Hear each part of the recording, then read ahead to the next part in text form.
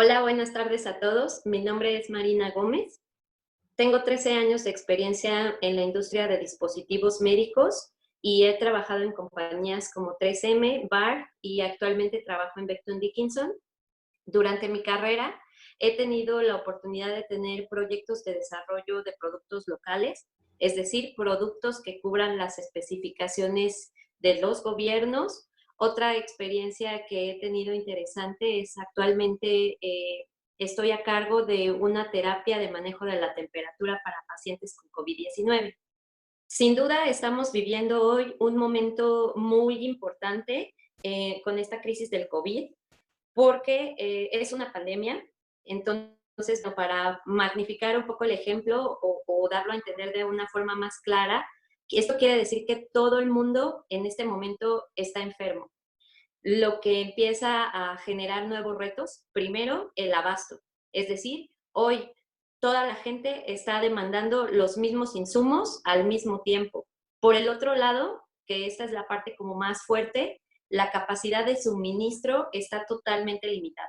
¿A qué me refiero con esto? Hoy por hoy, las industrias que producen materias primas, las industrias que ensamblan o transforman estas materias primas en dispositivos y las industrias que distribuyen estos no están trabajando ninguna al 100% de sus capacidades.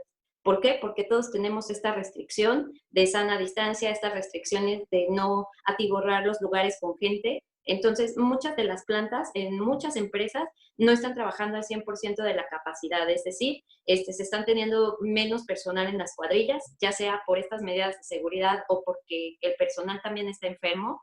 Y por el otro lado, pues esto limita de manera importante la producción de los dispositivos médicos.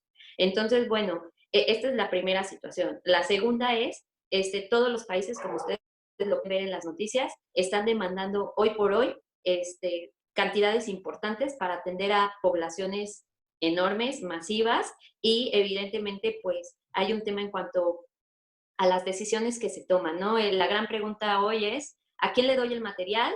Y a quién y cuándo se lo mando, ¿no? ¿Cuándo, cuánto, cuánto? Entonces, pues sí es importante tener en cuenta este panorama. ¿Por qué? Porque evidentemente ahí existe una oportunidad. Es decir, hoy se necesitan más alternativas de muchas cosas, no solo de respiradores, que es el tema principal o el que más en boga ha estado en parte de estas producciones independientes o alternativas que te ofrece el movimiento Maker, sino pues hay una gran oportunidad en general en todos los dispositivos que hoy se necesitan, porque volvemos al punto, hay una necesidad muy grande que nadie está logrando cubrir cabalmente al 100%. Entonces, este es el primer tema para la reflexión. El segundo que nos conlleva esta situación es pensar en la parte de qué pasa con estos dispositivos. Es decir, hoy por hoy yo decido integrarme a estas estructuras de producción para intentar satisfacer una necesidad específica o algunos insumos, pero ¿qué pasa al respecto?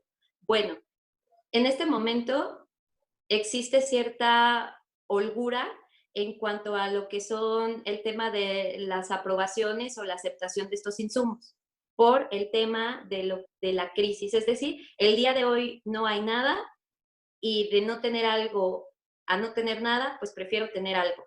Pero esto es una situación temporal que se está dando por la misma crisis. Es decir, esto no es eterno, no es que yo mañana, bajo estos esquemas con los que hoy estoy produciendo, voy a poder seguir comercializando estos productos. Es decir, el día de hoy pues es una urgencia y es una situación completamente atípica y completamente de vida o muerte, o sea, literal es de vida o muerte este asunto. Entonces, hoy posiblemente no me encuentre con tantas limitaciones para poder acercar un producto, pero esto evidentemente no es una condición normal ni el continuo de negocios. Entonces, esto es importante cuando nosotros decidimos participar en estas mecánicas, tenerlo presente. Y otra de las cosas es, una vez que ya resolví el problema y que las necesidades de mis clientes están satisfechas, ¿cómo le hago para seguir presente en el mercado? ¿No? Esas serían las primeras preguntas o el panorama, los antecedentes que estamos hoy por hoy planteando. Para poder continuar en este negocio, lo primero es entender cuáles tendrían que ser los procesos regulatorios, porque evidentemente una cosa es aceptar productos que posiblemente no estén cubriendo cabalmente la ley, por decirlo así, y como es, por este tema de emergencia, por este tema de escasez, y otro es que realmente esto se pueda. Entonces, la primera parte y lo vital es entender todo lo que tiene que ver con la parte de asuntos regulatorios. Por un lado, entender la clasificación de nuestro dispositivo médico. Solo como referencia, no vamos a entrar a profundidad en esta charla del día de hoy.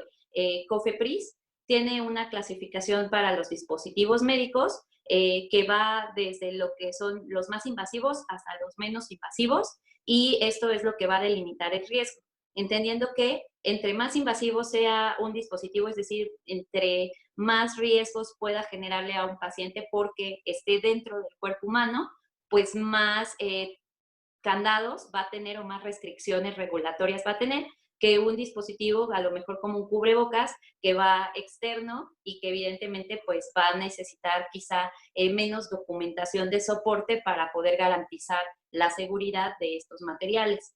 Otra cosa importante que tenemos que entender cuando hablamos del asunto regulatorio, además de la naturaleza de lo que estamos fabricando, es los procesos de producción.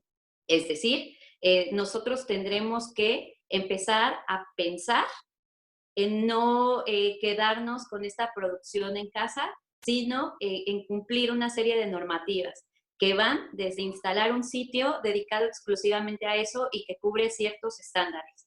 Y estos estándares van desde la limpieza y sanitización del lugar hasta el tipo de tecnologías con las que se fabrica. Entonces, y los procesos también de validación que tienen que ver con la calidad, es decir, cómo están liberando estos lotes de producción, quién los valida, quién los revisa, y que nos amarra otro tema vital en cuanto a lo que es regulación mexicana, que es la parte de tecnovigilancia. Entonces, no solo es tener mi impresora en casa y decir, ay, bueno, me voy a poner a imprimir aquí las piezas y las echo en una bolsita, sino el primer paso, ya regresándome al inicio, y disculpen que se los diga este momento, es obtener una licencia sanitaria para poder fabricar dispositivos médicos. Entonces, nos tenemos que regresar a ese punto. Y para esto, pues vamos a tener que demostrar que contamos con una facilidad en el sentido de un lugar adecuado, que cubra todas las certificaciones, que tenga procesos de producción validados, que tenga sistemas de control e implementación de calidad y que tenga esta parte de tecnovigilancia. Que la tecnovigilancia, dicho de una manera muy corta, es la forma de rastrear un producto. Porque ¿qué pasa si sale mal un producto y llega a manos de un usuario, que puede ser un médico o un paciente, y algo sale mal? Entonces, nosotros tenemos que facilitar o proveer la manera de que pueda ser rastreado. Es decir, en caso de que haya un problema, podamos notificarle a esa persona que lo tiene en las manos que ese producto no es óptimo para su uso y que tiene que regresarlo, y nosotros encargarnos de hacer la destrucción correcta de estos productos. Entonces, dicho en el orden que es establecemos nuestra licencia, nuestro permiso sanitario para poder fabricar. Una vez que tenemos todo esto, que son procesos muy largos, yo recuerdo una experiencia con este producto local. Para obtener esa licencia se tardó la compañía en la que trabajaba cerca de un año en poder obtener, pensando que, bueno, esta compañía pues ya tenía un sitio instalado, pero nada más para que se den una idea, montar una línea adicional de producción y un espacio para este dispositivo tomó alrededor de un año. Entonces, para que consideren eso, podría ser incluso más tiempo. Y una vez que se tiene eso, se empieza con las pruebas de producto. Evidentemente tendrán que hacer un proceso de R&D, de investigación y desarrollo, y una vez que tengan las validaciones necesarias, que también pide COFEPRIS, ustedes tendrán que someter estas validaciones dentro de todos los documentos que se les pide para un dossier. Que este dossier es un compilado de documentos para poder obtener un registro sanitario. Entonces, también dicho de una manera muy corta, este dossier tiene varias cosas importantes. Uno, ¿qué es el dispositivo? Número 2, ¿para qué se utiliza? Es decir, una vez que nosotros decimos que esto se utiliza para A, B, C o D, tenemos que entregar la documentación que soporte y respalde que el uso en esas aplicaciones que estamos indicando es seguro. Y entonces para eso tendremos que incluir todas las validaciones que hagamos. Dependiendo nuevamente de la naturaleza del dispositivo médico, pueden ser pruebas in vitro, que son simulaciones de la vida real, que pueden llegar a ser equiparables, o si es un dispositivo más invasivo, pues tendría que ser testeo de pacientes. Que testeo de pacientes también es un tema bastante extenso, pero nuevamente, como tenemos poco tiempo, dicho de una forma muy corta, tienes que, para nosotros poder evaluar un producto nuevo en una serie de pacientes, tenemos que acercarnos, uno, a las instituciones de salud, al comité de bioética, que esta es la parte más importante, y tenemos que entregar prácticamente que la misma documentación que vamos a entregar para el registro sanitario, diciendo para qué se utiliza, cómo se utiliza, cuáles son los materiales que contienen estos dispositivos y obviamente cuáles son las posibles reacciones o eventos adversos que esto puede tener. Entonces, una vez que esto lo evalúa el comité de bioética, que en realidad son prácticamente pues los médicos más importantes de los hospitales y tomadores de decisión, deciden si vale la pena el beneficio contra el riesgo de poderse probar a los pacientes y entonces podemos iniciar nuestra evaluación. Aquí, dicho muy sinceramente, es en cuanto a los tiempos de ejecución, pues hay una cuestión de suerte porque aunque el hospital ya haya aprobado esta evaluación, recordemos que existe un consentimiento informado. Entonces, en ese consentimiento informado, el médico tiene la responsabilidad de comunicarle al paciente o a la familia del paciente que un producto se va a evaluar en este paciente. Y el paciente o la familia tienen la posibilidad de decidir si quieren evaluar el producto o no. Entonces, también dependiendo de la naturaleza, de los riesgos, las implicaciones, podríamos tener gente que esté muy dispuesta y abierta porque podrían ganar un beneficio sin arriesgar mucho, o podríamos tener el caso contrario, ¿no? Donde podemos arriesgar mucho por un beneficio que sinceramente no sabemos hoy por hoy si va a ser o no va a ser. Entonces, esto también es importante que ustedes lo evalúen, lo pongan sobre la mesa, y también, ¿por qué no decirlo? Ser empáticos y pensar en el sentido de qué haríamos nosotros si fuéramos un paciente, ¿no? Y llegaran y nos ofrecieran una alternativa. Nuevamente, en una postura personal, quizás si los riesgos que me está ofreciendo este nuevo dispositivo médico son bajos, posiblemente yo diría, bueno, está bien, sí me interesa probarlo, ¿no? Pero si veo que el riesgo es muy alto, a lo mejor digo, pues que si esto a lo mejor no me va a funcionar o no me va a resolver un problema, pero me puede meter en más, posiblemente diríamos que no. Y también hay que ser empáticos y hay que ser muy éticos. Esta es la realidad, hay que ser muy éticos cuando hacemos esto porque no solo se trata de comercializar un producto, sino entender que podríamos poner al paciente en una situación peligrosa y los pacientes pues ya están en una situación peligrosa. Entonces, sí reflexionemos y yo los invitaría a realmente tomar esta parte muy en serio. Otra de las cosas es, una vez que, bueno, ya se tiene la evaluación y definido evidentemente la calidad de esto, también aquí en esta sesión no vamos a ahondar mucho, pero recordemos que esta evaluación no podemos decir funciona si yo pruebo 3 pacientes y mi universo de pacientes son 30 millones, ¿no? Por ejemplo, entonces tenemos que remitirnos a ciertos modelos estadísticos para nosotros poder determinar que el modelo de evaluación que estamos utilizando es el modelo adecuado, que nos va a dar la masa crítica suficiente para poder sostener la efectividad de nuestro producto. Entonces, esto la verdad es muy escueto lo que les estoy diciendo, muy superficial, porque la verdad este tema es bastante profundo y necesita dedicarle mucho tiempo y posiblemente hasta una sesión únicamente de estadística para poder entender estos criterios, pero por cuestión de ese tiempo estoy tratando de ser como muy simple y muy clara en lo que estoy diciendo. Bueno, entonces, si mi dispositivo es invasivo y requiere evaluaciones médicas donde haya prueba con paciente, pues esto también va a sumar tiempo. Es decir, yo antes de lanzar el producto, tengo que buscar tener estos pruebas para poder soportar la efectividad de ello y una vez que las tengo y que son estadísticamente satisfactorias, yo entrego mi dossier a COFEPRIS y nuevamente, dependiendo de el tipo de dispositivo, una aprobación podría tomar entre 6 meses hasta 2 años. No, no se desanimen, la verdad es que esta industria es súper noble y todo este esfuerzo paga.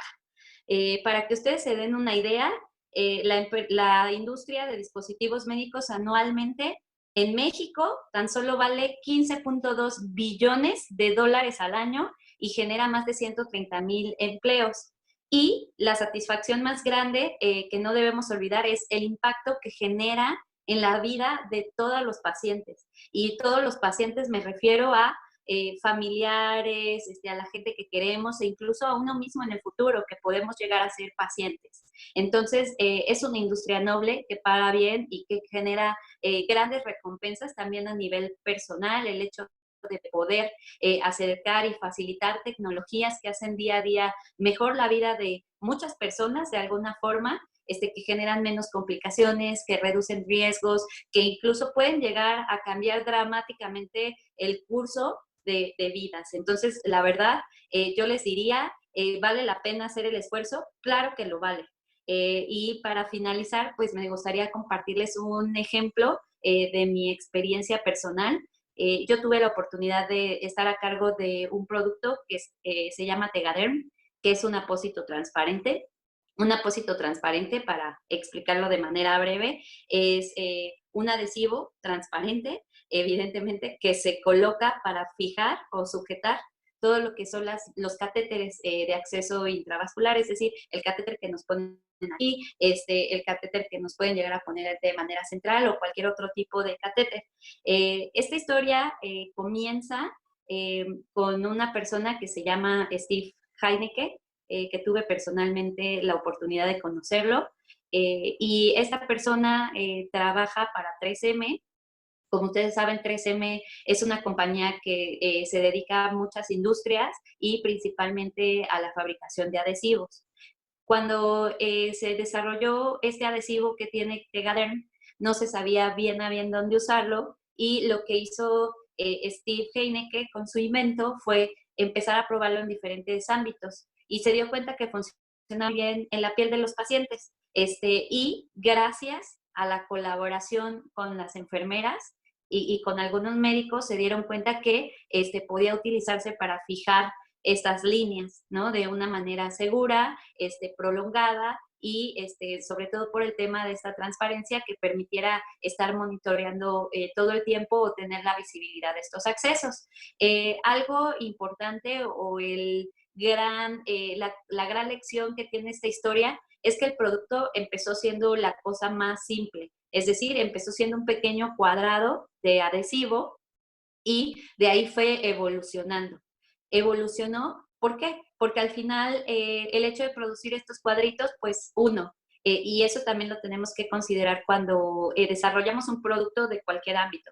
Este cuadrito, pues en algún momento iba a ser fácilmente reproducible, ¿no? Y por lo tanto íbamos a tener más competidores, ¿no? Y por el otro lado, siempre el hecho de escuchar al cliente y darle lo que necesita genera, uno, lealtad hacia el producto, hacia la marca, y dos, genera estas necesidades satisfechas que al final pues van dando valor, van sumando en la innovación tecnológica. Entonces, lo que yo quiero decir con estos puntos hasta este momento es que no nos limitemos. Si vamos a hacer todo el esfuerzo por establecernos como empresa, no limitemos nuestra oferta. Realmente concentrémonos, uno, en nuestro cliente, que todo debe de girar alrededor de él, cuáles son sus necesidades, qué le duele al cliente, cómo le podemos ayudar, qué le podemos dar para que resuelva de una manera contundente las necesidades que tiene. Y número dos,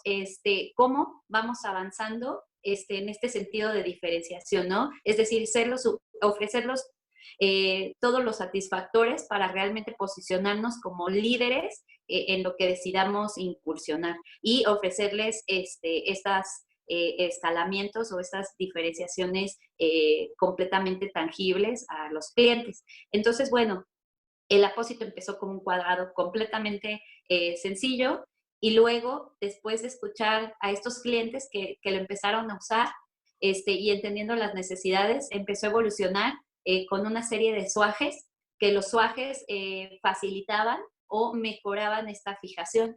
Posteriormente a los suajes se les colocó bordes reforzados y estos bordes también salieron justamente de la voz del cliente. O sea, se dieron cuenta de que sí, el suaje mejoraba, pero que tenía la ventaja que era pues endeble. Entonces se tenía que reforzar con otro material para poder proporcionar la fuerza de fijación.